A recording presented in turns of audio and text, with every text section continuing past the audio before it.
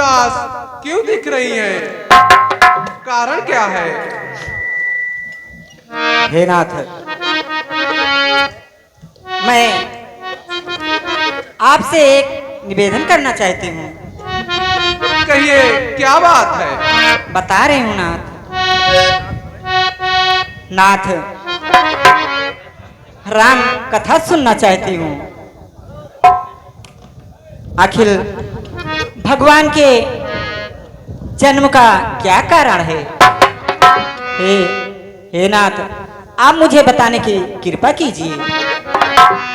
अरे देवी, प्रभु के जन्मों के अनेकों कारण है, जिसमें से प्रथम कारण नारद का श्राप।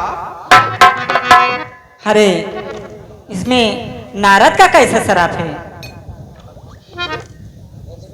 और भगवान श्री राम को नारद ने क्या श्राप दिया है नाथ? अधिकतर इसका क्या कारण था? उन्होंने क्या प्राप्त किया था? पार्वती, हाँ नाथ, मैं समय आने पर सब बता दूंगा।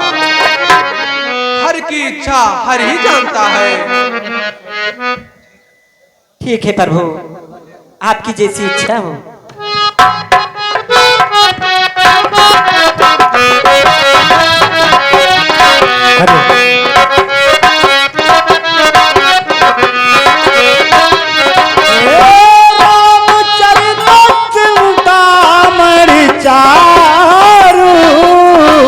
संत सुमति दिया सुभग सिंगारू।